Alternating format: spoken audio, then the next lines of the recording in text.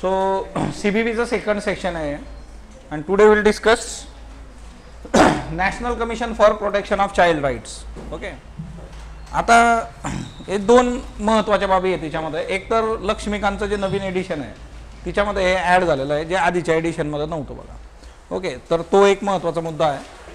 Simultaneously दुसरी एक गोष्ट आहे की आपण जे करंट जे सेशन घेतो बघा तिच्यामध्ये काल आपण हे बघितलं होतं है ना, NCPCR असेल मदरसा system in supreme court, child rights violation जे आहे बघा. आता राईट टू एज्युकेशन हा जो कायदा आहे आपल्याकडं किंवा जे ॲक्च्युअल सिलेबस आहे मग त्याच्यामध्ये जे काही बुक्स असतील स्टेटचे असतील किंवा CBSEचे बुक्स असतील, मदरसा सिस्टीम जी आहे ती मदरसा सिस्टीम एक्झाम वगैरे घेते पण ती ॲज पर जे काही राईट टू एज्युकेशन आहे त्याच्यानुसार घेत नाही असं बाल हक्क आयोग जो आहे त्यांनी कोणात सांगितलं, सुप्रीम कोर्टात सांगितलं. आता आपल्यासाठी प्रश्न कुठला फ्रेम होतो तर आपल्यासाठी प्रश्न कुठं फ्रेम होतो, नॅशनल चाइल्ड प्रोटेक्शन कमिशन जे आहे बघा तिथं हा डील होणार. म्हणजे तुम्हाला प्रश्न विचारला जाईल तर तो इथं विचारला जाऊ शकतो, national commission for protection of child rights, ते तिथं प्रश्न जो आहे तर तो डील होईल बघा. ओके, सो एक तर हे लक्ष्मीकांतमध्ये नव्याने आलेलं चॅप्टर आहे तो पण एक महत्त्वाचा आस्पेक्ट आहे. सायमल्टेनियसली जे आहे ही जी न्यूज आहे याच्यामुळं हे न्यूजमध्ये आलेली हे बघा. आता NCPCR जे आहे ही एक नॉन कॉन्स्टिट्युशनल बॉडी आहे बघा. सगळ्यात पहिलं MCQ साठी लक्षात ठेवायचं, गैरसंविधानिक जे आहे म्हणजे आपल्या संविधानामध्ये हे नमूद नाही. सगळ्यात पहिली गोष्ट, लक्ष्मीकांत सारखं पुस्तक जे खूप माइलस्टोन आहे बघा पॉलिटीसाठी, हे पुस्तक वाचताना हे लक्षात ठेवा की हे सगळं पुस्तक म्हणजे सगळं संविधान आहे असं नाही. याच्यात नॉन कॉन्स्टिट्युशनल बॉडीज पण आहे, इंडेक्स वगैरे जे आहे ते बघितल्यानं तुम्हाला लक्षात येतील म्हणजे जे संविधानात नमूद केलेलं नाही असं.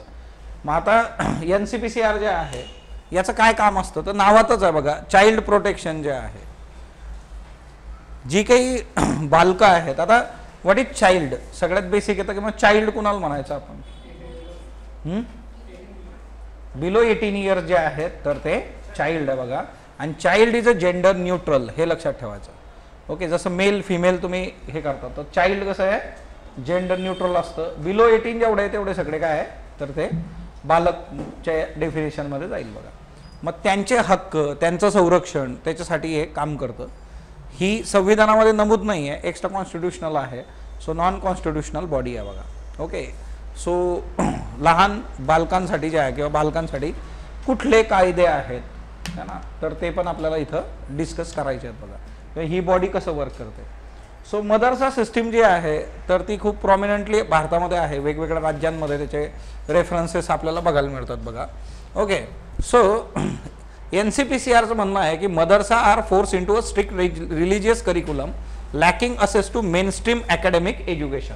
यांचा कन्सर्न असा आहे की मेनस्ट्रीम अकॅडमिक एज्युकेशन जे असतं म्हणजे जे आता तुम्ही रुटीन याच्यामध्ये शिकलाय शाळेत जाऊन त्याच्यापासून हे सगळं वेगळं आहे ना, इथं जरा धार्मिक गोष्टी ज्या आहेत तर त्या प्रॉमिनंट असतात असं सुप्रीम कोर्टामध्ये यांनी स्टेटमेंट दिलं. सो आता या बेसिसवर आपल्याला हे बघायचं आहे बघा. आता याची इस्टॅब्लिशमेंट कधी झालेली आहे, ओके, कधी स्थापन झालं आहे तर मग याच्यासाठी जे आहे 2005 मध्ये एक ॲक्ट आला होता है ना, बाल हक्क संरक्षण कायदा, त्याच्या अंतर्गत याची स्थापना झालेली आहे 2007 मध्ये. आता मॅक्झिमम ज्या काही वेगवेगळ्या हे असतात बघा इन्स्टिट्यूट जे आहेत त्याच्या बाबतीत इश्यू काय होतो ना, कायद्याच्या नेक्स्ट इयरमध्येच ते सुरू होऊन जातं बघा. असं बऱ्याच ठिकाणी तुम्हाला बघायला मिळेल. जसं जे आहे की हे 2005 आणि लगेच सुरुवात 2006. तर इथं तसं नाही आहे. बाल हक्क संरक्षण कायदा, okay, child right protection act 2005. आता हे चॅप्टर जे आहे तुम्हाला लक्ष्मीकांतमध्ये पण बघता येईल, इंग्लिश मराठी दोघी अवेलेबल आहे बघा. याच्या अन्वये हे 2007 मध्ये आलं.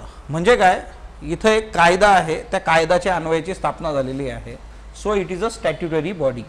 ओके, जर कायद्यानुसार स्थापना असेल then you can say that वैधानिक मराठीमध्ये स्टॅट्युटरी बॉडी जे आहे. ओके, सो बेसिकली जे आहे काय काम करणार, सिंपल आहे, जे काही चाइल्ड राईट्स आहेत बघा त्याचं प्रोटेक्शन करणं, प्रचार करणं, त्याच्या संबंधी माहीत पाहिजे ना आपल्याला. आपल्याला जर माहीतच नाही की हे चाइल्ड राईट्स आहेत बाबा म्हणजे तो एक मुद्दा आहे की आपल्याला जर माहीतच नसेल ही गोष्ट तर मग काय, तर अवेअरनेस अबाउट चाइल्ड राईट्स जे आहे, देन त्याचं समर्थन करणं जे आहे त्याला सपोर्ट करणं की नाही ह्या गोष्टी आपण केल्या पाहिजेत, अशा सगळ्या गोष्टी. नाव टेल मी की भारतामध्ये जर तुम्ही बघितलं की चाइल्ड राईट्सचा आपण आता चर्चा करतोय, लहान मुलांसंबंधी कुठले इश्यू आहेत बरं भारतामध्ये, काय काय प्रॉब्लेम ते फेस करतात. ओके, बाल कामगार जे आहे बघा, ओके, चाइल्ड लेबर हा एक मेजर कन्सर्न आहे. गुड. अजून हां हां त्याचं एक एक्झाम्पल झालं रॅट होल मायनिंग. बाल कामगार सगळ्या दूर वापरले जातात रॅट होल मायनिंगमध्ये, आपण बघितलं आहे त्याच्यामध्ये. अजून काय प्रॉब्लेम्स आहेत.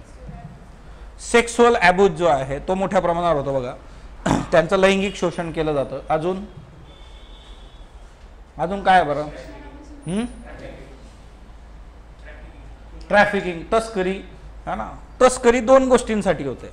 एक कारण जे यांनी सांगितलं बघा है ना, ते म्हणजे सेक्सुअल ॲब्यूज, आणि दुसरं असतं बेगिंग, भीक मागण्यासाठी जे आहे मुलांना तस्करी जी आहे ती होत असते बघा. म्हणजे तो पण एक आस्पेक्ट याच्यामध्ये येतो.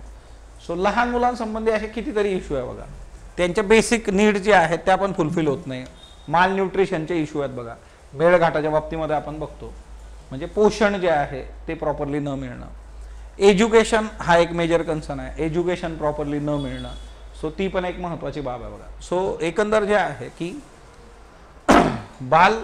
बालकांचे जे काही इश्यू आहे किंवा चाइल्ड इश्यू, हा एक प्रश्न असाही GS ला विचारला जाऊ शकतो आपल्याला. ओके, मेनसाठी जे आहे की काय काय इश्यू आहे. आता जेवढे आपण डिस्कस केले ते एक धरून तुम्ही लिहिलं, तुमचं उत्तर तयार होतं. आता इथं जे आहे एक तर या कायद्यामध्ये जे आहे बघा, 20 नोव्हेंबर 1989 मध्ये संयुक्त राष्ट्र बालकांच्या हक्काची परिषद झाली होती. तिच्यामध्ये ज्या गोष्टी डील झाल्या होत्या, आणि 11 डिसेंबर 1992 जे आहे मंजूर केलेल्या गोष्टींचा याच्यामध्ये समावेश होतो. इथं दिलेला बघा, बिलो 18 म्हणजे जे आहे बालक. सो बाल हक्क याच्यावर संयुक्त राष्ट्र 20 नोव्हेंबर 1989 ला त्यांची कॉन्फरन्स झालेली आहे. त्याच्या संबंधीने पण गोष्टी ज्या आहेत तर त्या डील झाल्या. आता सगळ्या एक एक करून आपल्याला जे आहे इकडं बघायच्यात बघा. ओके, एकतर जे आहे याचं काम काय असतं. सगळ्यात बेसिक गोष्ट आहे की चला तुम्ही बॉडी तयार केलेली आहे, काय काम करणार बॉडी सगळ्यात पहिलं. ओके, एकतर जे आहे जर if there any exploitation of child rights, बालकांच्या हक्कांचं उल्लंघन होणं, त्यांचे हक्क डावलले गेले कुठले, जसं राईट टू एज्युकेशन आहे. राईट टू एज्युकेशन काय सांगतो तुम्हाला, 6 ते 14 वयोगटामध्ये तुम्ही शिक्षण जे आहे तर ते देणं, फ्री एज्युकेशन आहे ना, ती जबाबदारी स्टेटनी घेणं, अशा गोष्टी ज्या आहेत. सो असं होत नसेल तर मग हे ॲक्शन घेऊ शकतात, दखल घेऊ शकतात त्याची. ओके, सेकंड वन जे आहे याच्यामध्ये जे आहे सगळे जेवढे काही ॲक्ट्स असतील बघा चाइल्ड संबंधीचे, जेवढे काही पॉलिसीज असतील, कुठले प्रोग्राम्स असतील, ओके, सो त्या सगळ्यांच्या याच्यामध्ये ज्या आहे गोष्टी लक्षात घेऊन तुम्ही काम केलं पाहिजे. त्यांच्या संबंधीचे कायदे, प्रोग्राम्स, पॉलिसीज त्या सगळ्या लक्षात घेतल्या पाहिजे. ओके, ही एक ऑटोनॉमस बॉडी आहे बघा, MPSC सारखी स्वायत्त संस्था है ना. MPSC आहे ना स्वायत्त, तसं हे स्वायत्त आहे बघा. ऑटोनॉमस असणे, ऑटोनॉमस बॉडीज ज्या असतात ना त्या ऑटोनॉमस बॉडीजचं गणित असं असतं की त्यांना तुम्ही एखादा निर्णय घेण्यासाठी जे आहे बाध्य करू शकत नाही, ते त्यांच्या पद्धतीने काम करतात. सो ओव्हरऑल जे आहे की स्वायत्त संस्था भारतात खरंच स्वायत्त आहेत का, हा एक वेगळा डिबेट आहे आता. कारण इथं जे असणार आहे चेअरपर्सन अँड मेंबर्स, ओके, ह्यांची नियुक्ती कोण करतं, सेंट्रल गव्हर्नमेंट करते बघा. सो जर सेंट्रल गव्हर्नमेंटनी नियुक्ती केलेली आहे आणि सेंट्रल गव्हर्नमेंट जर उद्या म्हटलं की तुम्हाला हे काम करायचं आहे तर तुम्ही कितपत नाही म्हणणार, हा तिच्यामधला मुद्दा आहे बघा. म्हणजे ती स्वायत्त पद्धतीने काम करतं का, म्हणजे यांच्या नियुक्त्या ज्या आहेत त्या जरी सेंट्रल गव्हर्नमेंट करत असेल तर त्या कशाच्या बेसिसवर झाल्या पाहिजेत, on the basis of merit झाल्या पाहिजे. पण आपल्याकडे ज्या नियुक्त्या होतात त्या कशाच्या बेसिसवर होतात, त्या कमिटेड ब्युरोक्रेसीनुसार नियुक्त्या होतात मॅक्झिमम ज्या असतात बघा. जिथं काही पर्याय नाही तिथं काही करतात नाही. कमिटेड ब्युरोक्रेसी आपण इथिक्समध्ये शिकतो. कमिटेड ब्युरोक्रेसी म्हणजे काय, एखाद्या पर्टिक्युलर नेत्याला आपण वाहून घेतलेलं आहे, आमचे भाऊ, आमच्या ताई, मग ते तुम्हाला बरोबर घेऊन फिरतात, याला म्हणतात कमिटेड ब्युरो. बरं, हा फक्त इंडियाचा प्रॉब्लेम आहे का, तर नाही, हा अमेरिकेचा पण प्रॉब्लेम आहे. तिथं पण हाच कार्यक्रम आहे. आता बघा ते डोनाल्ड ट्रम्प अँड है ना कमला हॅरिस यांच्यातलं कोणी निवडून येऊ द्या तिथं, हे निवडून आल्याबरोबर त्यांची लोक तिथं येऊन बसतील व्हाईट हाऊसमध्ये. सो हा काय फक्त आपला प्रॉब्लेम नाही, जगामध्ये अमेरिकेचा पण हाच इश्यू आहे. सो मेरिट बेस्ड झालं पाहिजे. पण ही एक ऑटोनॉमस बॉडी आहे हे लक्षात ठेवा. आणि ही महिला बाल विकास मंत्रालय जे आहे बघा, women and child development ministry जी आहे त्याच्या अंतर्गत हे काम करतं. सो आता याच्यामध्ये याची जी बॉडी आहे बघा ती कशी आहे, 1+6 एक अध्यक्ष 6 सदस्य जे आहे बघा. Okay, 1 chairperson and 6 members, 1 + 6. आता याच्यात कंडिशन आपला आहे मिनिमम 2 महिला सदस्य पाहिजे तिथं, म्हणजे मिनिमम 2 विमेन मेंबर्स ज्या आहेत त्या पाहिजेत तिथं. म्हणजे तुमच्या 6 पैकी 2 कमीत कमी महिला पाहिजेत, तेवढ्या तुम्ही घ्या. का बरं महिला पाहिजे तिच्यामध्ये? ओके, अजून काही कारण आहे का दुसरं? हां, काय तोंडात नाही बोलायचं रे. आता जेवण करून आले की नाही तुम्ही? हां, मेसवाल्याने एवढे कष्ट घेऊन जेवण बनवलं तुमच्यासाठी. हां, आवाज निघला पाहिजे ना. आता बघा याच्यामध्ये एकतर बेसिक आहे, महिला बालकांशी चांगला संवाद साधू शकतात, है ना. मुलींचे काही प्रश्न असू शकतात तिथं. आपली जी ओव्हरऑल समाज व्यवस्था आहे तिच्यामध्ये जे आहे ते ओपन अप जर झालं तर तिथं ओपन अप होऊ शकतं, है ना. मुलींसंबंधीचे काही इश्यू असले तर, है ना, बोलताना त्यांना जी आहे ती सहजता तिच्यामध्ये मिळू शकते. त्यांचे प्रश्न ते अजून चांगल्या पद्धतीने समजून घेऊ शकतात वगैरे वगैरे वगैरे. ओके, सो 2 किमान महिला याच्यामध्ये असल्या पाहिजे. आता मग याच्यामध्ये अध्यक्ष कुणाला बनवलं जातं? या सगळ्या नियुक्त्या कोण करणार आहे? केंद्र सरकार करणार आहे बघा. In case of state government will go for appointments. हे गणित क्लिअर आहे. आता याच्यामध्ये जे आहे की एखादी अशी व्यक्ती की जिने बालकांच्या कल्याणासाठी चांगलं काम केलेलं आहे, for the sake of welfare of children, है ना, वेलफेअर जर केलेलं असेल, तिच्यात चांगलं काम आहे, अशी व्यक्ती अध्यक्ष बनू शकते. जसं फॉर एक्झाम्पल कैलास सत्यार्थी आहेत बघा, है ना, बचपन बचाव आंदोलन. सो कैलास सत्यार्थी यांना नोबेल पीस मिळालेला आहे बघा, प्राईज, है ना. सो त्यांनी लहान मुलांसाठी खूप चांगलं काम केलेलं आहे. लहान मुलांना शिकवणं किंवा त्यांच्या आसरा देणं, बेसिक नीड्स बघणं, ह्या सगळ्या गोष्टी करण्यामध्ये कैलास सत्यार्थी, बचपन बचाव आंदोलन. अशी एखादी व्यक्ती जी आहे की उत्कृष्ट कार्य बालकांच्या कल्याणासाठी, त्या व्यक्तीला तुम्ही अध्यक्ष बनवू शकता. आणि 6 सदस्य जे असतील बघा, त्यांना कसं आहे की एक्सपिरियन्स असणारे, सचोटी, इंटिग्रिटी, त्यांची जी आहे कॅपॅबिलिटी आहे, या क्षेत्राशी संबंधित जे आहेत असे 6. मग कुठले कुठले? एक, एज्युकेशन. ओके, म्हणजे सगळं लहान मुलं जे आहेत त्यांच्या संबंधीचं एज्युकेशन असेल, किंवा बाल आरोग्य सेवा, बाल कल्याण, बाल विकास, हिच्यामध्ये त्यांना नॉलेज आहे.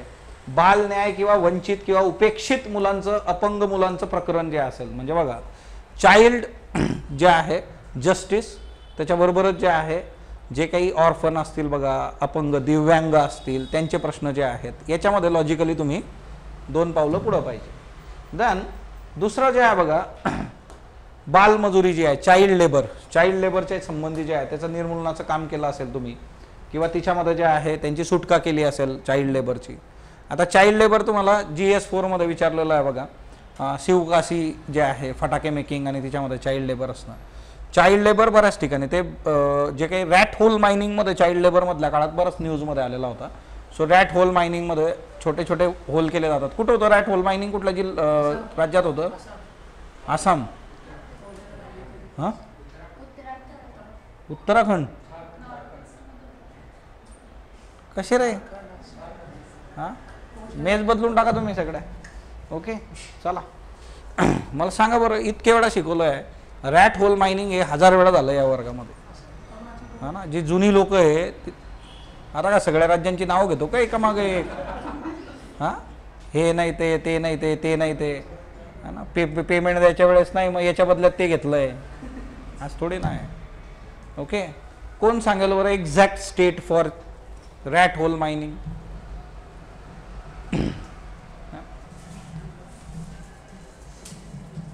वापरा की आता मोबाईल, नको ते फोन घेता, नको ते चॅटिंग चालू राहतं कोणाचं, आलोच 2 मिनटं मास्तर सोडत नाहीये. हां हां, अरे मोबाईल वापरून हिमाचल प्रदेशमध्ये तू मोबाईल बदल बरं, नाही का? वापर मग मोबाईल, ना. जी लोक ऑनलाईन आहे, चला टाका बरं इकडं. इकडं बघा श्रेणाईने टाकलंय मेघालयाचे आहे, बरोबर आहे का? मेघालय रॅट होल मायनिंगसाठी कुठलं स्टेट फेमस आहे? म्हणून मी नेहमी म्हणतो हे ऑनलाईनची पोरं हुशार आहे. तुम्ही आपला नुसतं सकाळी नाश्ता, दुपारी जेवण, संध्याकाळी चहा, काय चालू आहे? हां, घे सगळे स्टेट लिहून काढ तिथं. कसं रे? Okay, then child psychology is very important. बघा लहान मुलांची सायकोलॉजी कशी आहे त्याचा विचार, त्याचा अभ्यास असणारी लोक इथं पाहिजे. मुलांशी संबंधित कायद्यांचा अभ्यास पाहिजे बघा, लहान मुलांसंबंधीचे जे ऍक्ट्स आहेत ते ऍक्ट्स पण बघू आपण याच्यामध्ये. ओके, सो स्नेहाने पण टाकलं इकडं नंतर. आता मेघालय जे आहे बघा, चला आता एकतर जे आहे यांची नियुक्ती कोण करणार? केंद्र सरकार, गव्हर्नमेंट ऑफ इंडिया जे आहे, central government will go for appointment. Okay, सगळ्यांची अपॉइंटमेंट करेल. पण मग आता कुणाची करायची अपॉइंटमेंट हे कोण सांगणार ना त्यांना, बरोबर. आता केंद्र सरकार अपॉइंटमेंट करणार आहे, तर मोदीजी बसतील का तिथं, चल तू ये तू काय केलेलं आहे याची फाईल मी वाचतो, तसं नाही आहे. आता याच्यासाठी काय आहे, तर हे जे मंत्रालय आहे बघा, महिला बाल विकास जे आहे, ह्या मंत्रालयाच्या विषयामध्ये जे आहे केंद्र सरकारने स्थापन केलेले 3 सदस्यीय जे आहे निवड समितीच्या शिफारसीनुसार अध्यक्षांची नियुक्ती होणार बघा. आता काय होतं, वुमेन अँड चाइल्ड मिनिस्ट्री जी आहे बघा डेव्हलपमेंटची, तिथं जे आहे तिथले जे मंत्री असतात ना त्यांच्या अध्यक्षतेखाली केंद्र सरकार काय करतं, 3 सदस्यांची एक कमिटी तयार करतं बघा. ओके, ही कमिटी नावं देते, त्याला मग सेंट्रल गव्हर्नमेंट अप्रुव्हल देते बघा. त्यांना जर वाटलं एखाद्या बाबतीत प्लस मायनस तर मग ते सांगू शकतात, पण मोस्ट प्रॉब्ली ह्या प्रोसिजरनी ते जातं. सो त्याच्याकरता 3 सदस्यांची कमिटी असते चाइल्ड अँड विमेन डेव्हलपमेंट मिनिस्ट्रीच्या अंतर्गत. आता याच्यामध्ये वेतन असेल, भत्ता असेल, सेवेच्या शर्ती ज्या आहेत ते केंद्र सरकार निर्धारित करतं. म्हणजे पेमेंट किती द्यायचं, तुम्हाला किती भत्ते द्यायचे, तुम्हाला कुठल्या सेवा शर्ती द्यायच्या. म्हणजे फॉर एक्झाम्पल तुम्हाला व्हेकल असणार आहे का, ओके, घर असणार आहे का, घरामध्ये काय काय फॅसिलिटीज असणार आहेत, फोनचं बिल सरकार भरणार का तुमच्या, ओके, वगैरे वगैरे, अशा सगळ्या गोष्टी ज्या आहेत बघा. ओके, मज्जानी लाईफ आहे, पण कधी वय वर्ष 60 नंतर कार्यक्रम आहे, काही अर्थ नाही त्याला. ओके, हां, तेवढं लक्षात ठेवा. सो 3 वर्षासाठीचा कार्यकाळ असतो बघा. एकदा नियुक्ती झाली 3 वर्षासाठी तुम्ही असणार पदावर. फॉर तुमचं ड्युरेशन किती असेल, टर्म फॉर 3 इयर्स. 2 पेक्षा जास्त वेळा तुम्ही जे आहे नियुक्तीसाठी पात्र नसता, म्हणजे 2 वेळा नियुक्ती होऊ शकते तुमची. अध्यक्षासाठीचं एज किती आहे, मॅक्स 65. म्हणजे जर एखादी व्यक्ती 62व्या वर्षी अध्यक्ष झाली तर 3 वर्ष राहील बघा ती. कमाल वयोमर्यादा जी आहे तर ती 65 आहे. ओके, इकडे जे आहे 60 आहे बघा. ओके, आता हे काय आहे, कमाल. कमाल म्हणजे काय, मॅक्स. ओके, त्याच्या पलीकडे नाही. ओके, सो 3 जे आहे. आणि यांना जर असं वाटलं की बस आता काही मूड खराब झाला त्यांचा, आता मला काम नाही करायचं इथं, तर दे विल रिझाईन. केंद्र सरकारला राजीनामा देऊन ते घरी जाऊ शकतात. सो बघा सिंपली जे आहे यांचं स्ट्रक्चर कसं आहे, 1+6. हे 1+6, तिच्यामध्ये 2 महिला, त्या 1+6ला पण जे आहे कोण अपॉइंट करणार, central government will appoint them. त्याच्यानंतर नेक्स्ट वन जे आहे की यांच्या अपॉइंटमेंटसाठी विमेन चाइल्ड डेव्हलपमेंट मिनिस्ट्रीच्या अंडर 3 सदस्यांची समिती असते, ती लोक सांगतील, त्यांची नियुक्ती होऊन जाईल याच्यामध्ये. क्लिअर. मॅक्स वय किती आहे, 65 वर्ष. आणि इकडे जे आहे सदस्यासाठी 60 वर्षाचे आहे बघा. ओके, सो वयोमर्यादा जे आहे पद धारण करण्याची. देन नेक्स्ट वन जे आहे गैरव्यवहार किंवा असमर्थता जर सिद्ध झाली बघा. आता जर तुम्ही काही घोटाळा केला तिथं काम करत असताना तर तुम्हाला पदावरून दूर पण करू शकतात बघा. की तुम्हाला तुमच्या पदावरून दूर करण्यासाठी काय काय असतं. सगळ्यात पहिलं बँक करप्ट झालात तुम्ही. बँक करप्ट लोकांना स्कोप नसतो. हा, इकडं एक गोष्ट लक्षात ठेवा. का बरं, हा ना, तुमचं जर सगळं इकडं लिलावात निघलंय तर तुम्ही काय कराल, गव्हर्नमेंटचा लिलाव कराल तुम्ही. That's why no bank करप्सी. दिवाळखोर लोक जे आहे इकडं नको बघा. ओके, त्याच्यानंतर जे आहे तुम्हाला इकडं सगळ्या गोष्टी मिळणार आहे. आता ते सोडून जरी तुम्ही काम करत असलं दुसरीकडे लाभाचं तर ते चांगलं नाही. ओके, आता कसं असतं ना, मून लाइटनिंग नावाची एक कन्सेप्ट आहे जी प्रायव्हेट सेक्टरमध्ये IT मध्ये न्यूजमध्ये होती ड्युरिंग कोविड. हे काय होतं, कोविडमध्ये काय झालं, वर्क फ्रॉम होम नावाची कन्सेप्ट आली. मग वर्क फ्रॉम होम जेव्हा आलं त्यावेळेस लोकांनी काय केलं, एकाच वेळेस 2-2, 3-3 जॉब घेतलेत बघा. दुसऱ्या कंपनीत पण दिला. म्हणजे एक व्यक्ती जी आहे ती समजा एक कंपनीत जॉब करते, या व्यक्तीने B कंपनीचा पण जो आहे तर तो इंटरव्ह्यू दिला आणि हे दोघीकडून पेमेंट घेत आहे. आता काम करून देतोय घरून, दोघीकडून पेमेंट घेत आहे. याला मून लाइटनिंग असं म्हटलं गेलं होतं.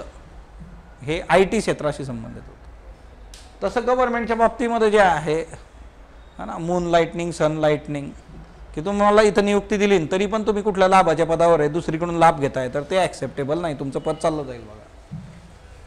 दुसरं जे आहे तुमचं जे कर्तव्य आहे, डिऑन्टॉलॉजिकल इथिक्स कार्य करण्यास नकार दिला तुम्ही.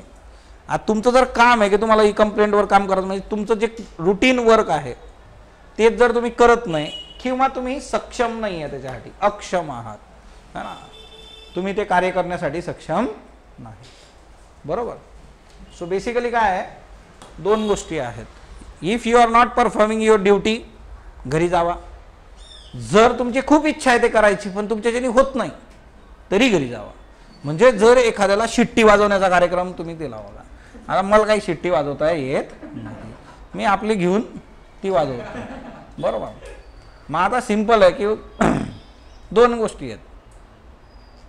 एखाद्याला वाजवता येते शिट्टी परंतु तो वाजवत नाही, त्याचं काम आहे की 1 वाजता शिट्टी वाजवायची की जेवायला बसा, 2 वाजले की शिट्टी वाजवायची, बस झाला आता उठा हात धुवा.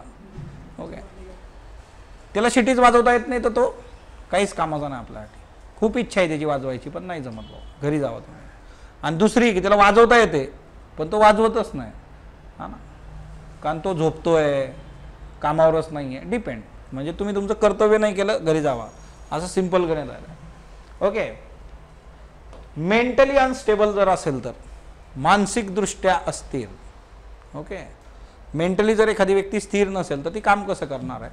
जर असं निदर्शनास आलं you are not mentally fit, घरी जावा. पदाचा गैरवापर तुम्ही केला तर म्हणजे एक प्रकारचं करप्शन आहे. Okay. Misuse of your authority, जर मिसयूज ऑफ ऑथॉरिटी असेल तरी पण घरी जावा. ओके. सो नेक्स्ट वन जे आहे नैतिक पतन जे आहे बघा. ओके. म्हणजे एखाद्या क्राईमसाठी जे आहे शिक्षा झालेली आहे बघा. सो त्या केसमध्ये तुरुंगवासाची शिक्षा झालेली आहे. म्हणजे फॉर काही पण असू शकतं, कुठलाही क्राईम असू शकतो. सो तुम्हाला जर शिक्षा झाली तर तुम्हाला ते पद सोडावं लागेल.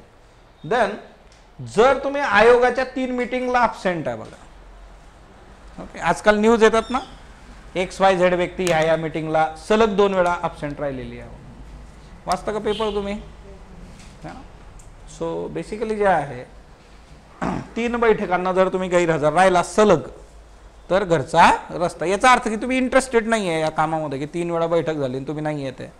ओके. क्लिअर. एवढे सगळे रिझन्स आहेत. तुम्हाला MCQ मध्ये विचारलं जातं की कुठल्या बेसिसवर तुम्ही घरी पाठवणार एखादा.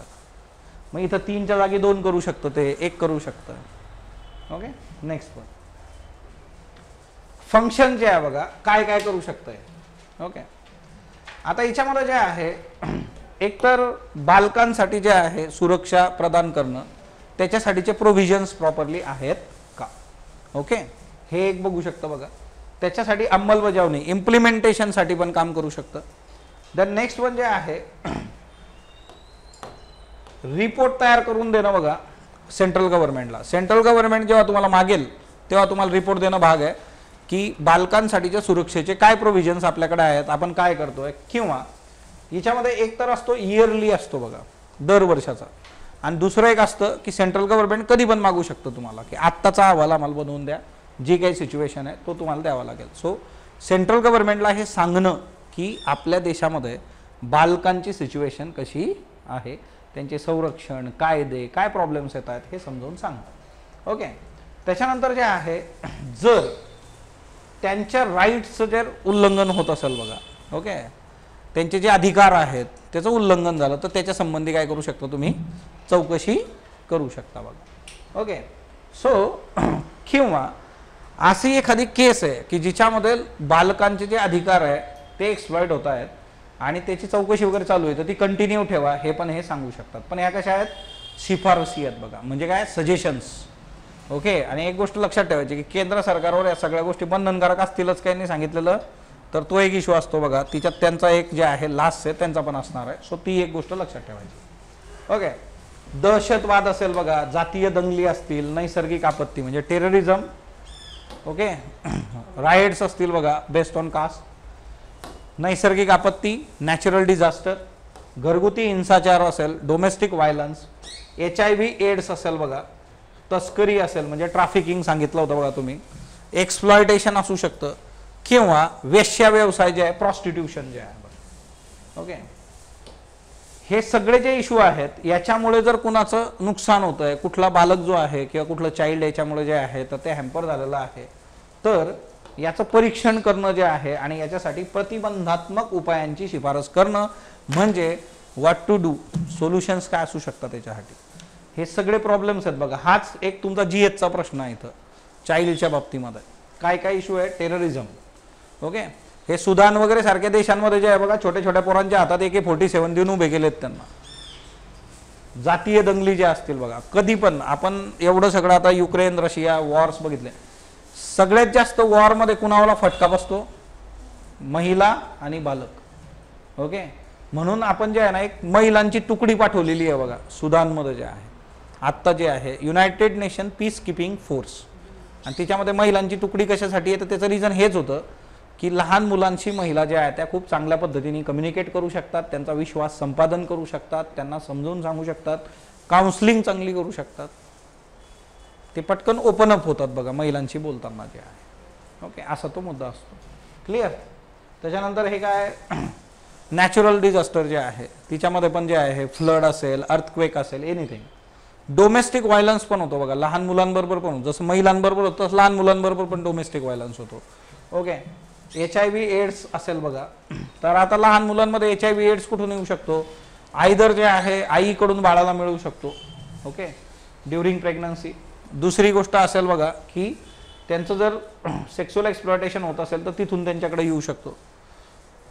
त्याच्यानंतर जे आहे ट्रॅफिकिंग जे आहे बघा, तस्करी है ना, एक्सप्लॉयटेशन आणि प्रॉस्टिट्यूशन, हे सगळे जे इश्यू आहेत ते लहान बालकांसंबंधी महत्त्वाचे. त्याच्यानंतर जे आहे बघा संकटात सापडलेली मुलं जी आहे, कुठल्याही प्रकारचा काही इश्यू त्यांच्या समोर असेल, जसं वॉर सिच्युएशन आहे बघा किंवा मणिपूर सारखी सिच्युएशन आहे बघा. आता तिथं असं टिपिकल जे आहे जी सिच्युएशन येते की तिच्यामध्ये कुठलंही संकट असू शकतं की जिच्यामध्ये ती मुलं आहेत. ओके, उपेक्षित जे आहेत बघा, उपेक्षित म्हणजे आयदर ऑर्फन असू शकतात, आई वडील नाही आहे, किंवा जे आहे एज्युकेशन नाही आहे, म्हणजे कुठल्याही बेसिसवर ते बॅकफुटला आहेत बघा आजच्या डेट. कायद्याशी संघर्ष असणं जे आहे बघा, ॲक्ट्समध्ये काहीतरी कायदेशीर गोष्टींमध्ये अडकलेली अल्पवयीन मुलं म्हणजे काय, मायनर. मायनर म्हणजे काय, बिलो 18 इयर्स जे आहेत ते काय आहेत, मायनर. म्हणूनच बिलो 18 इयर सगळे काय आहेत, चाइल्ड. ओके, देन अनाथ जे आहे बघा, ऑर्फन जे आहे, कैद्यांची मुलं जी आहेत. ओके, कैदी जे आहेत बघा, ओके, त्यांची मुलं. आता यांचा पण एक मेजर प्रश्न आहे बघा, कैद्यांच्या मुलांचं करायचं काय. म्हणून मधल्या काळात एक प्रोजेक्ट बघितला होता आपण, जर तुम्हाला आठवत असेल, काय होता, नन्हे फरिश्ते जे होते, काय होतं बरं ते, गुड, भाईखोडा पोलीस स्टेशनमध्ये केलेलं होतं बघा. ओके, आता ज्या महिला आहेत हा ना, त्यांची जी लहान मुलं असतात, मग त्याच्या कंडिशन्स आहेत बघा, किती वयाचा असेपर्यंत ते आईबरोबर राहू शकणार आहे, त्याच्यानंतर आईपासून त्याला दूर करणं वगैरे वगैरे. सो बेसिकली जे आहे कैद्यांची मुलं जी आहेत यांची पण तुम्हाला काळजी घ्यावी लागते, कारण त्यांना पण मुख्य प्रवाहात तुम्हाला आणायचं आहे. अदरवाईज मग ते त्या परत वातावरणात राहिले तर मग त्यांचे प्रॉब्लेम्स वाढू शकतात बघा. ओके, त्याच्यानंतर जगामध्ये सध्या चाइल्ड राईट संबंधी काय चर्चा सुरू आहे, जगामध्ये चाइल्ड राईट संबंधीचे काय काय इश्यू आहेत हे पण बघणं तिथं गरजेचं असतं बघा. सो त्याच्यामुळे जे आहे की इंटरनॅशनल लेवलला चाइल्ड राईट संबंधी काय चालू आहे त्याचा विचार तुम्ही केला पाहिजे. ओके, त्याच्यासाठी आता सध्या काय आहे, आपण काय करू शकतो वगैरे वगैरे जे आहे, you have to go for a research है ना. चाइल्ड राईट्ससाठी रिसर्च करणं तुम्ही गरजेचं आहे बघा. हा पण एक मुद्दा आहे. आता वेगवेगळ्या ज्या स्कूल्स आहेत त्या स्कूलमध्ये गुड टच, बॅड टच अशा गोष्टी शिकवल्या जातात बघा. तिच्यामध्ये राईट टू पी नावाचं एक सध्या जे आहे ते पण कॅम्पेन चालवलं जात आहे. सो बऱ्याचशा गोष्टी ज्या आहेत की आपल्याला याच्यावर संशोधन करणं, जगात काय सुरू आहे, आपण काय करू शकतो हे बघितलं गेलं पाहिजे. ओके, त्याच्यानंतर जे आहे बाल हक्क साक्षरता जी आहे, आता सगळं ठीक आहे की तुम्ही कायदे बनवलेत, रूल्स रेग्युलेशन सगळ्या गोष्टी आहेत, पण जर चाइल्ड राईट संबंधी अवेअरनेसच नसेल तर if there is a lack of awareness about child rights मग काय होईल, काहीच ना बघा. ओके, म्हणजे आपण स्पॉटलाईट अकॅडमी सुरू केली पण विद्यार्थ्यांना माहीतच नाही, तर मग काय करायचं, त्यांना माहीत पडली पाहिजे ती. मग यूट्यूब आहे, टेलिग्राम आहे हा ना, तुम्ही लोक आहे, चला आमच्या इथं लय भारी असतं हा ना. विषय जो आहे की तो लोकांपर्यंत गेला पाहिजे, म्हणजे जे चाइल्ड राईट्स आहेत त्याच्या संबंधी अवेअरनेस पसरवा लोकांना. ओके, म्हणजे आता महाराष्ट्रामध्ये एक घटना घडली बघा दुर्दैवानी हा ना.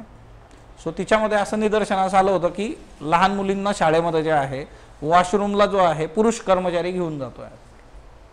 मग हे ॲक्सेप्टेबल आहे का, मग चाइल्ड राईट्स काय काय आहे, तुम्ही काय करायला पाहिजे, तिथं कोण असलं पाहिजे, किंवा बऱ्याचदा जे आहे की आता हिच्यामध्ये कसं असतं की कुठल्याही जेव्हा घटना घडतात अशा, तो आपलं रेप्युटेशन वाचवायच्या प्रयत्नात असतो तिथं, मग तो स्कूलचा इश्यू असेल, किंवा बऱ्याचदा असं आहे की ते बसमधल्या कर्मचाऱ्यांनी काही केलं, नेणारे आणणारे, ओके, अशा बऱ्याच गोष्टी असतात. तरी आजकाल खूप चांगला मॅक्झिमम स्कूल्समध्ये आता काउन्सलर असतात बघा, की त्यांच्याबरोबर मुलांशी ते बोलतात. जर त्यांना वाटलं की बिहेवियरल चेंज आहे एका ठिकाणी है ना, तर त्या चर्चमध्ये चर्चा केली जाते बघा. सो अशा सगळ्या गोष्टी याच्यामध्ये महत्त्वाच्या. त्याच्यानंतर जे आहे बघा, आता एकतर जे आहे बऱ्याचदा अशी सिच्युएशन येते की मुलांना ताब्यात घ्यावं लागतं तुम्हाला, ओके. मग त्या काय काय कंडिशन असतात. एक, जर ट्रीटमेंट करायची असेल काही, तर त्यांच्यामध्ये काही सुधारणा रिफॉर्म्स आणायचे असतील तर, किंवा त्यांचं संरक्षण करण्याच्या हेतूने जे आहे मुलं ताब्यात घ्यावी लागतात तुम्हाला, ओके. म्हणजे समजा असं विचार करा तुम्ही की एखादी फॅमिली आहे आणि ते फॅमिलीमधले जे आहेत ते जी काही केअरटेकर व्यक्ती आहे किंवा पॅरेंट्स आहेत त्यांना अटक झाली, किंवा जे आहे त्यांची डेथ झाली, हत्या केली कोणी. मग त्या मुलांचं काय ना, तर त्यांना तुम्हाला संरक्षण द्यावं लागेल, प्रोटेक्शन द्यावं लागेल. सो तो मुद्दा असू शकतो है ना, ट्रीटमेंटसाठी होऊ शकतं असं. किंवा एखाद्या मुलांनी गुन्हा केलेला आहे बघा, तर मग त्याच्यासाठी आपल्याकडे बाल सुधार गृह नावाची कन्सेप्ट आहे बघा, ओके. सो ते एक आहे. सो इथं जे आहे की बाल संरक्षण गृह जे असतं बघा, ओके, तर या ठिकाणच्या गोष्टी ज्या आहेत तर त्याची तपासणी केली जाऊ शकते की म्हणजे तिथं गोष्टी प्रॉपरली वर्क होतात का, ओके. मग बऱ्याचदा असं निदर्शनास आलेलं आहे किंवा अशा गोष्टी समोर येतात की जे बाल सुधार गृह असतात बघा, मायनरला पाठवलं जातं तिथं. जो मेजर असेल त्याचं काय नाही, तो डायरेक्ट जेलमध्ये जाणार आहे, पण मायनर कुठं जाणार आहे, बाल सुधार गृह. म्हणजे तिथंच त्यांच्यावर अत्याचार होतात किंवा तिथूनच ते क्रिमिनल बनून जातात मग नंतर. मग त्यांना परत तुम्हाला फ्लोमध्ये आणणं मेन स्ट्रीममध्ये ते कठीण होऊन बसतं. सो तिथली तपासणी झाली पाहिजे की तिथं खरंच गोष्टी प्रॉपरली आहेत का. त्याच्यानंतर जर तुमच्याकडे अशी तक्रार आली काही, ओके, सौजन्य क्राइम पेट्रोल है ना, हमारे सामने वाले घर से रोने की आवाज़ आती है बच्ची की, है ना, कुछ तो है वहाँ पे, तक्रार केली तुम्ही. So in that case you have to look after that. म्हणजे त्या तक्रारींचं निवारण करा त्या तक्रारींच्या बाबतीमध्ये. आणि कधी कधी काही गोष्टींची स्वतःहून दखल घ्यायची बघा. म्हणजे तुम्हाला जे दिसतंय समोर तर त्याची दखल घ्यायची. जसं आता कोलकाता केसची दखल कोर्टाने डायरेक्ट घेतली होती, त्यांनी स्वतःच सुनावणी घेतली. मग तुम्हाला जर दिसतं की हे चुकतंय तर तुम्ही स्वतःहून, असं नाही की ते येऊन मला सांगतील तोपर्यंत, तुम्ही स्वतःहून त्याची दखल घेतली पाहिजे. म्हणजे सिंपली कसं होऊ शकतं की समजा आपलं जे मेंबर्स आणि सदस्य आहेत ते गाडीने चाललेले आहेत समजा मिसळपाव खायला, आणि त्यांना एका सिग्नलला दिसलं की 4 मुलं तिथं जे आहे ते बेगिंग करतात बाबा, भीक मागताना दिसलीत त्यात, त्यांनी तिच्यावर ॲक्शन घेतली पाहिजे स्वतः, है ना. नाही तर त्यांची चर्चा चालू आहे की अरे है ना किती लहान मुलं आहे, उन्हात उभी आहेत, बाळा हे 20 रुपये घे काहीतरी खाऊन घे, असला ना, याला म्हणतात स्वतःहून दखल घेतली पाहिजे. आणि हे फार क्वचित लोक करतात बघा. म्हणजे तुमच्याकडून तो प्रोॲक्टिव्हनेस आपल्याला पाहिजे. जेव्हा तुम्ही सिस्टीममध्ये जाल ना, यू शुड बी प्रोॲक्टिव्ह. तुम्हाला दिसतंय ना हे चुकीचं आहे, ॲक्ट ऑन इट. सो तो प्रोॲक्टिव्हनेस तिच्यामध्ये असणं गरजेचं आहे बघा. दुसरं जे आहे याच्यामध्ये जे आहे बालकांच्या हक्कांचं उल्लंघन वगैरे जे आहे त्याच्या बाबतीमध्ये गोष्टी बघायच्या. त्याची तक्रार असेल तर ते करा. संरक्षण, विकास, ओके, मुलांच्या समस्या कमी करा बघा, त्यांचं वेलफेअर करा. म्हणजे ते रुटीन गोष्टी आहेत, ओके. चाइल्ड राईट्स जे आहेत ते संवर्धन त्याचं झालं पाहिजे, म्हणजे ते टिकून राहिले पाहिजेत बघा, ओके.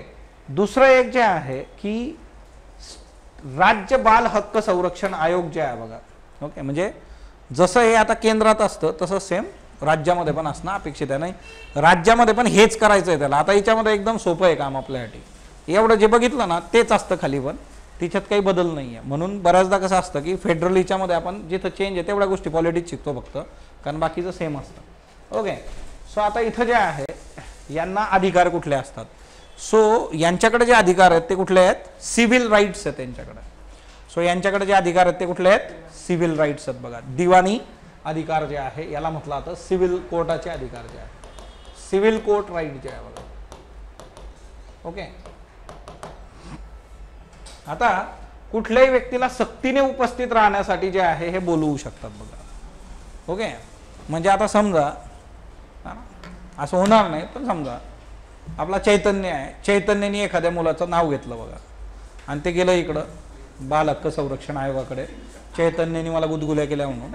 सो ते म्हणतील चैतन्याला बोलवा, ते समन्स पाठवू शकतात. समन्स म्हणजे काय, बोलवणं की या तुम्ही आमच्याकडं, एक्सप्लेनेशन द्या. चैतन्यनी काही सिरियसली घेतलंच नाही बघा, एवढ्यानी काय होतं है ना. आमच्या वेळेस तर आम्हाला कानात मारत होते, मी तर नुसत्या गुदगुल्या गेल्या, एकदा झालं, दोनदा झालं, तीनदा आलं. जर तुम्ही नाही गेलात तर ते काय करू शकतात, सक्तीने पण जे आहे उपस्थित राहण्यास सांगू शकतात. त्यांना अनुभव असतात ना असे, म्हणते की तुम्हाला यावंच लागेल. ओके, सक्ती. आता बघा MCQ मध्ये या गोष्टी महत्त्वाच्या असतात. तिथं कंपल्शन असा शब्द जेव्हा येईल तेव्हा आपण विचार करतो मी असं होईल का, हे करतील का, तर yes, compulsion should be there. त्याच्यानंतर कुठलंही डॉक्युमेंट मागवू शकतात ते. ओके, त्याच्यानंतर जे आहे प्रतिज्ञापत्रानुसार जे आहे ना, ओत पुरावे जे आहेत ते घेऊ शकतात.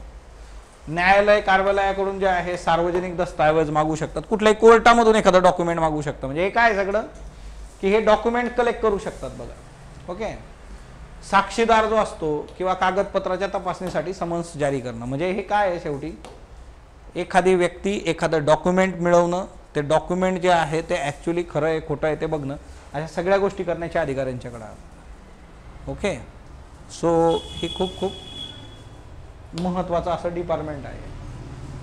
आता बघा, जर त्यांनी चौकशी केली आणि त्यांना कळलं की XYZ व्यक्ती ही दोषी आहे, मग हे काय काय करू शकतात बघा.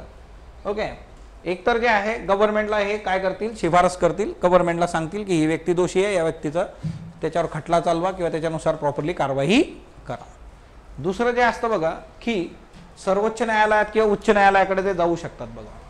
एखादा निर्देश दिला पाहिजे. समजा आता फॉर एक्झाम्पल, आता समजा बदलापूरची जी घटना आहे, त्या बदलापूरच्या घटनेमध्ये काय होतं, लहान मुलींबरोबर पुरुष जो आहे कर्मचारी तो जातोय वॉशरूमला. मग आता या केसमध्ये काय आहे, यांनी जर समजा स्टेटनी किंवा सेंटरने ते डायरेक्टली कोर्टात जाऊन हे आदेश तिथून देणे की बाबा स्ट्रिक्टली जे आहे याच्यासाठी महिला जे आहेत ते कर्मचारी असले पाहिजेत, त्या महिला कर्मचाऱ्यांची नावं तिथं लिहिली पाहिजे तुम्ही, म्हणजे ते एक गाईडलाईन्स बनवू शकता.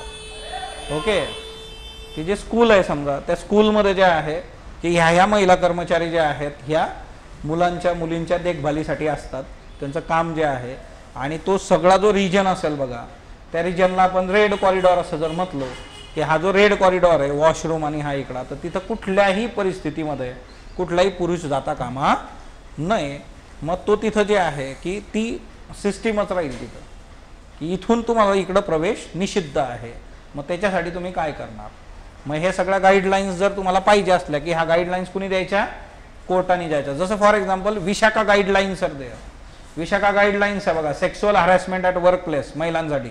मग त्या कोर्टाने दिलेल्या गाईडलाईन्स आहेत की हे असं असं झालं पाहिजे. तर सेम वे यू कॅन से की हा या केसमध्ये तुम्ही द्या. तर मग हे कोर्टात पण जाऊ शकतात आणि कोर्टात जाऊन तशा गाईडलाईन्स मिळवू शकतात आणि मग ते सगळ्यांना आदेश जाऊ शकतात. ओके, सिम्पली जे आहे. ओके, त्याच्यानंतर जे आहे एखादी व्यक्ती आहे जी पीडित आहे, म्हणजे ज्याच्यावर अत्याचार झालेला आहे, तर यांना जे आहे मदत करण्यासाठी जे आहे शिफारस केलं जाऊ शकतं बघा. ओके, संबंधित ऑथॉरिटीला और गव्हर्नमेंटला.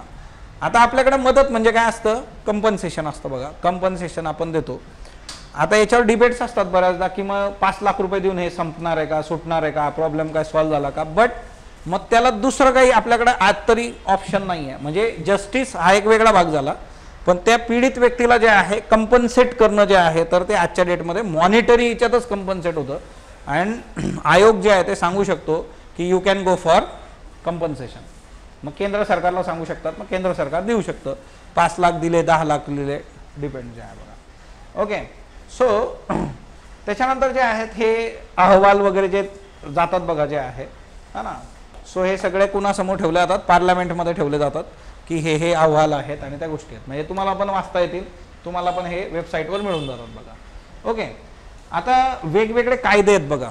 ओके, बालकांसाठीचे किंवा चाइल्डसाठीचे कायदे कुठले आहेत. एक राईट टू एज्युकेशन ॲक्ट 2009 जे आहे बघा. Right to education. Right to एज्युकेशनमध्ये काय 6 to 14 एजमध्ये जे आहे तुम्हाला शिक्षण जे आहे तर ते मोफत आहे बघा. Okay, right to education 6 to 14 जे आहे. मग आता याच्यामध्ये जे आहे की जे काही गोष्टी प्रोव्हिजन्स येत आहेत त्या अंमलबजावणी त्याची झाली पाहिजे. मोफत आणि सक्तीचं शिक्षण जे आहे बघा, फ्री आणि कंपल्शन जे आहे एज्युकेशनच्या बाबतीत, तिच्यात तक्रारी होऊ शकतात का, होऊ शकतात. कारण राईट टू एज्युकेशन हा फक्त गव्हर्नमेंट स्कूलसाठी आहे का प्रायव्हेटला पण लागू होतो, सगळ्यांना लागू होतो हा. ओके, किंवा कोटा असतो बघा, राईट टू एज्युकेशन 25%. मग बऱ्याचशा प्रायव्हेट स्कूल असतात ते काही प्रामाणिकपणे तो कोटा भरत नाही. ते काय करतात, रुटीनच विद्यार्थ्यांना जे आहे दाखवतात की हे RTE थ्रू, म्हणजे तिथे त्या कोट्यामधून आलेले आहेत, त्यांना त्याच क्लासरूममध्ये शिक्षण देणं गरजेचं आहे. असं नाही की तुम्ही RTE मधून आलेले विद्यार्थी वेगळ्या क्लासरूममध्ये बसवणार, त्यांना वेगळे शिक्षक असणार, असं नाही. जी तुमची रुटीन व्यवस्था आहे तिच्यातच ते विद्यार्थी बसले पाहिजेत, असं तो मुद्दा आहे. सो बेसिकली जे आहे ना, RTEचा तो मुद्दा लक्षात ठेवायचा. मोफत सक्तीचं शिक्षण, जर तक्रार आली की ही स्कूल ॲडमिशन देत नाही आहे किंवा ॲडमिशन दिलेल्या विद्यार्थ्यांना डिस्क्रिमिनेट करते, तर ते मुद्दे त्याच्यामध्ये आहेत बघा. ओके, सो याच्यामध्ये जे आहे यांनी चौकशी करणं, त्याच्यामध्ये जे आहे की खरंच हे खरं प्रकरण आहे का. आता खोटे प्रकरणं पण असतात बघा. ओके, कंप्लेंट जेव्हा येते तेव्हा ती खरी असेलच असं नाही. एखाद्या स्कूलच्या बाबत चुकीची कंप्लेंट गेली तसं ते करतच नाही, पण त्यांचे रायव्हल्स असू शकतात बघा. ओके, तिच्यातून होऊ शकतं.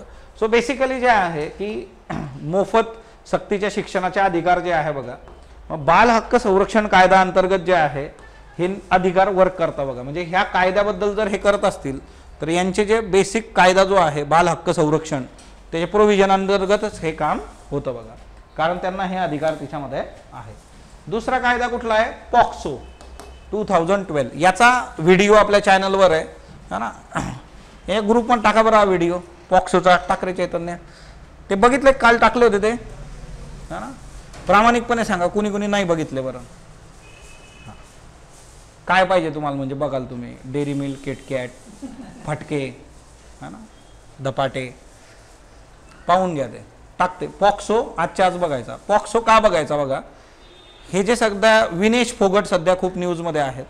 ऑलिम्पिक असेल, ऑलिम्पिक नंतर आता ते निवडणूक लढवत आहेत बघा.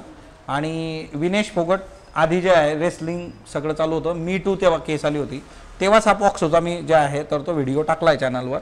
पॉक्सो जो आहे ना की तो बालकांचं लैंगिक शोषण करण्यासंबंधी जे आहे प्रतिबंध आणि त्याच्या संबंधीच्या गोष्टींसाठीचा कायदा आहे बघा. ओके, सो बेसिकली जे आहे याच्यामध्ये अगेन जो आहे की ज्या तरतुदी आहे त्या प्रॉपरली वर्क होत आहे नाही होत आहेत हे बघितलं जाईल. सो इथं जे आहे बाल हक्क संरक्षण कायदा जो आहे त्याच्या अंतर्गत आपला जो आयोग आलेला आहे तो पॉक्सोच्या पण केसेस आणि त्याच्यावर पण काम करू शकतो बघा. सो पॉक्सो काय आहे तर लैंगिक गुन्ह्यापासून बालकांचं संरक्षण जे आहे बघा, सेक्सुअल हॅरॅसमेंट जी होते बालकांच्या बाबतीत. मग पॉक्सोमध्ये पण अशा गोष्टी आहेत की ज्यावेळेस तुम्ही बालकांची चर्चा करता तर मग पोलीस युनिफॉर्मपेक्षा तुम्ही जे आहे रुटीन फॉर्मल याच्यामध्ये असला पाहिजेत. महिला असेल तर मग महिलेशी ते बोलतील, मग ते प्रोव्हिजन्स तिथं आहेत बघा. सो पॉक्सोचा व्हिडिओ आहे तर तो टाकला का, गुड है ना. सो त्याच्यानंतर आहे बघा बाल न्याय मुलांची काळजी संरक्षण कायदा 2015 जे आहे बघा, हा एक कायदा आहे. सो लहान मुलं जी आहेत त्यांची काळजी है ना, त्यांचं संरक्षण त्याच्या संबंधीचा हा एक कायदा आहे. म्हणजे सिंपली बघा, तुम्हाला उद्या जर असा प्रश्न विचारला की बालकांच्या संरक्षणाचे कायदे कुठले आहेत, आणि ते विचारलं पण जाऊ शकतं आजच्या डेटमध्ये, कारण बदलापूर महाराष्ट्रामध्ये जे काही घटना घडलेली आहे तिथं हा मुद्दा येतोच बघा की चाइल्ड प्रोटेक्शनसाठी गव्हर्नमेंट काय करतं, तर हे कायदे बनलेले आहेत इथं, याची अंमलबजावणी होणं जे आहे ते गरजेचं असतं बघा. सो हे वेगवेगळे कायदे आहेत. MCQ तसाही विचारला जातो तुम्हाला की हे कायदे तुम्हाला माहीत पाहिजे. The next one, state commission for protection of child rights. आता बघा पहिलं जे होतं ते केंद्र सरकारचं होतं, आता स्टेट जे आहे ना ते जसंच तसं आहे. मग याच्यामध्ये चेंजेस काय विशेष नाही कुठं. याच्यामध्ये पण बघा 1 अध्यक्ष 6 सदस्य किमान 2 महिला सदस्य. परत तेच आहे बघा शिक्षण, वेलफेअर. ओके, सो बालमानसशास्त्र, म्हणजे आता खालचा पार्ट एक तोच तो आहे, म्हणजे याची रचना जी आहे ती सेम आहे. म्हणून आपण हे काही डिस्कस करणार नाही कारण ऑलरेडी केलेलं आहे. सो मेंबर वगैरे जे आहेत स्टेटच्या आयोगामध्ये पण सेमच असतात बघा. फक्त इथं बघा तिथं काय होतं, केंद्र सरकारद्वारे नियुक्त, इथं कोण आहे राज्य सरकार. तिकडं जे आहे सेंट्रल गव्हर्नमेंट नियुक्त करणार, इकडं राज्य सरकार नियुक्त करणार, दॅट्स इट. ओके, इथं पण जेच आहे 3 सदस्यीय निवड समिती. मग पॉलिटीच्या बाबतीमध्ये ह्या गोष्टी मॅटर करतात बघा. हे एकदम मजेदार कार्यक्रम असतो. सिंपली जे आहे तुम्हाला जर तुम्ही सेंटर चांगलं तयार केलं तर जवळपास 70-80% गोष्टी स्टेटच्या सेमच असतात. म्हणून फेडरल स्ट्रक्चरमध्ये जास्त तुम्हाला करायची गरज पडत नाही. मग तो पहिला पार्ट तसा चांगला झाला पाहिजे. सगळं सेम आहे बघा याच्यामध्ये. ओके, 3 बैठकांना गैरहजर राहिल्यास सुट्टी, सेम आहे सगळं. दिवाळखोर झाल्यास, बँकरप्ट झाला, तुमचा विजय माल्या झाला तर मग तुम्ही लंडनला जावा, इथं काय काम नाही तुमचं. Okay, done. फंक्शन काय आहे, फंक्शन तेच आहे बघा. ओके, वार्षिक, योग्य वाटेल तेव्हा अहवाल पाहिजे, है ना, दहशतवाद, जातीय दंगली, नैसर्गिक आपत्ती, घरगुती हिंसाचार. UPSCचा सिलेबस जसाच तसा राज्यसेवेला. Okay, no change. 2 ठिकाणी चेंज आहे, तो सिलेबसमध्ये डार्क करून दिला बघा महाराष्ट्राच्या संदर्भात. ओके, एक प्रश्न, बाकी सगळं सेम आहे बघा इथं. So no change. ओके, हे बघा बाल हक्क क्षेत्रात संशोधन, ईच अँड एव्हरीथिंग. सो ह्या सगळ्या गोष्टी ज्या आहेत इथं सेम आहेत.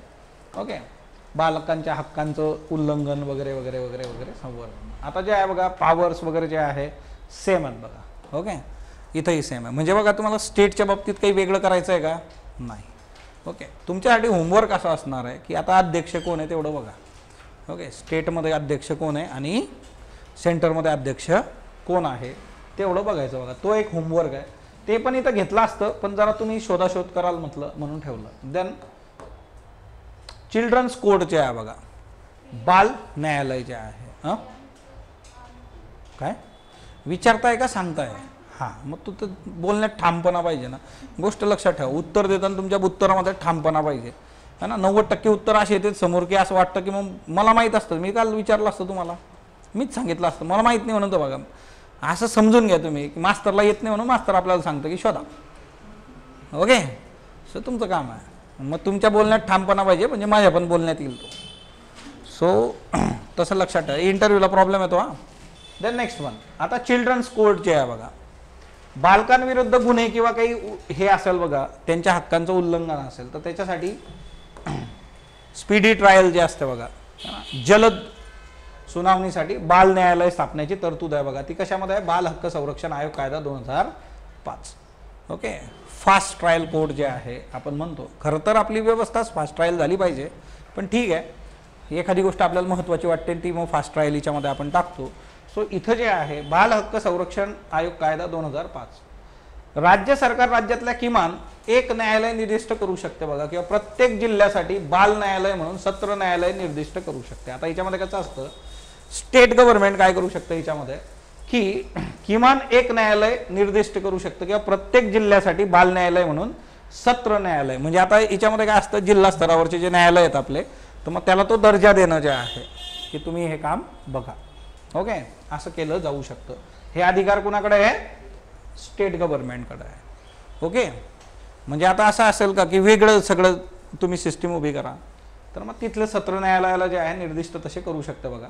आणि राज्याच्या हायकोर्टच्या ज्या आहेत मुख्य न्यायाधीश जे असतील बघा, यांच्या संमतीने राज्य सरकार हे स्थापन करू शकतं. म्हणजे उद्या जर आपल्याला असं जलद सुनावणीसाठी ज्या गोष्टी करायच्या आहेत, लहान बालकांसाठी जे आहे कोर्ट नव्याने जे आहे इस्टॅब्लिश करणं, तसा बेंच बसवणं, तर मग याच्या आधी कोणाची परमिशन लागेल तुम्हाला, चीफ जस्टिस ऑफ हायकोर्ट. हे लक्षात ठेवा. Okay, chief justice of high court. Okay, जसे आपले चीफ जस्टिस ऑफ इंडिया सध्या न्यूजमध्ये आहेत बघा. का न्यूजमध्ये आहेत, है ना, त्यांच्या घरच्या गणपतीचा प्रसाद कुणी खाल्ला त्याच्यामुळे न्यूजमध्ये आहेत ते. ओके, सो बेसिकली जे आहे राज्य सरकार जे आहे बघा, न्यायालयात खटले चालवण्याच्या उद्देशाने सरकारी वकील निर्दिष्ट करू शकते बघा. सरकारी वकील जो आहे तो देऊ शकते, किंवा एका वकिलाची ज्याचा अनुभव किती आहे 7 इयर्स, ओके, विशेष सरकारी वकील म्हणून नियुक्ती करू शकते. म्हणजे 2 पद्धतीने. प्रायव्हेट मधला पण वकील जो आहे तो तिथं काम करू शकतो जर त्याला स्टेट गव्हर्नमेंटने अपॉइंट केलं तर. कंडिशन अप्लाय, त्याचा अनुभव किती पाहिजे, 7 वर्षाचा अनुभव पाहिजे त्याला. ओके, आणि जे आहे सरकारी वकील तर असतात बघा डायरेक्टली जे आहे पब्लिक प्रॉसिक्युटर जे आहेत, तर मग ते असतील तर ते पण बघू शकतात. असा हा कन्सर्न आहे. क्लिअर. सो इथं जे आहे चिल्ड्रन्स कोर्टमध्ये काय काय लक्षात ठेवणार तुम्ही, त्याच्यासाठी स्पीडी ट्रायलसाठी कोर्ट उभं केलं जाऊ शकतं. स्टेट गव्हर्नमेंट जे आहे तर ते जिल्ह्याच्या ठिकाणी सत्र न्यायालय आणि त्याच्यावर नियुक्ती करू शकतात. त्याच्यासाठी चीफ जस्टिसची परवानगी गरजेची आहे. आणि जे आहे याच्यासाठी एक सरकारी वकील दिला जाऊ शकतो, किंवा प्रायव्हेटमधून असा वकील जो आहे तो विशेष सरकारी वकील म्हणून नियुक्त होऊ शकतो. कंडिशन अप्लाय, त्याचा अनुभव किती वर्षाचा पाहिजे, 7 इयर्स. ओके, धन्यवाद.